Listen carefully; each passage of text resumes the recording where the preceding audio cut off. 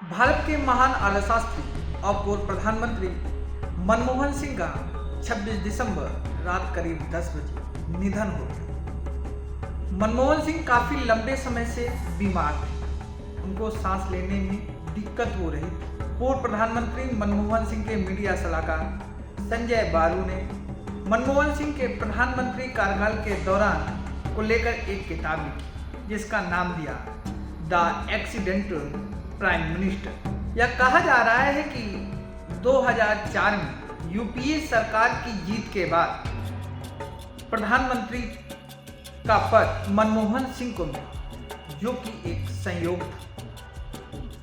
इस पद के लिए कांग्रेस की तत्कालीन राष्ट्रीय अध्यक्ष सोनिया गांधी ने इस पद के लिए मनमोहन सिंह के नाम का चयन किया था। इतना ही नहीं, मनमोहन सिंह के पास ऑक्सफोर्ड और कैम्ब्रिज की डिग्रियां थी। उनके पास इन सब के साथ साथ वित्तीय मामलों का बड़ा अनुभव भी था। 1980 से 1982 तक वे प्लानिंग कमीशन में रहे और उसके बाद 1982 से 1985 तक वह भारतीय रिजर्व बैंक के गवर्नर के रूप में उन्होंने काम किया। मनमोहन सिंह 1991 में भारत के वित्त मंत्री बने। उस समय देश में पीवी नरसिम्हा राव की सरकार थी। मनमोहन सिंह का वित्त मंत्री पद पर रहते हुए भारत के लिए उनका कार्यकाल मील का पत्थर साबित हुआ और 1991 में उन्होंने भारत की अर्थव्यवस्था को दुनिया के लिए खोल दिया और देखते ही देखते भारत दुनिया की तेजी से उभरती हुई अर्थव्यवस्था वाला देश बन गया।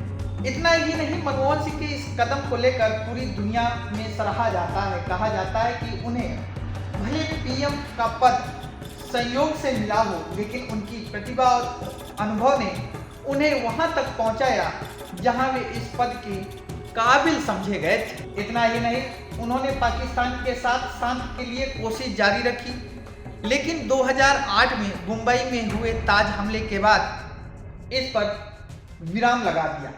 इतना ही नहीं, भारत और अमेरिका न्यूक्लियर डील को अंजाम तक पहुंचाने में मनमोहन सिंह का अहम योगदान रहा। कहा जाता है कि जब यह डील हुई थी तब यूपीए सरकार से सीपीएम ने अपना समर्थन वापस ले लिया था, लेकिन 2009 के लोकसभा चुनाव में मनमोहन सरकार ने एक बार फिर से जीत हासिल की और सत्ता में वापसी की। इस दौरान मनमोहन सरकार कई अहम कानून लेके आई, जिसमें मुख्य था सूचना का अधिकार, शिक्षा का अधिकार और मनरेगा, जो ग्रामीण मजदूरों के लिए संजीवनी बूटी की तरह काम किया, जिसमें 100 दिन का रोजगार था और लोगों को 100 दिन का रोजगार मिला। इतना ही नहीं, मनमोहन का दूसरा कार्यकाल चुनौतीपूर्ण रहा। उन पर भ्रष्टाचार के आरोप लगे। साफ तौर पर उनके ऊपर कोई आरोप नहीं लगा, बल्कि उनके मंत्रियों पर आरोप लगा। उनके आरोपों पर मनमोहन सिंह ने चुप्पी साधी, जिसके बाद उन पर सवाल खड़े हुए। इतना ही नहीं, मीडिया में यहाँ तक चर्चा की जाने लगी कि मनमोहन सरकार का रिमोट कंट्रोल सोनिया गांधी के हाथों में है। इतना ही नहीं, उसके बाद भ्रष्टाचारी विरोधी आंदोलन देश में शुरू हुआ।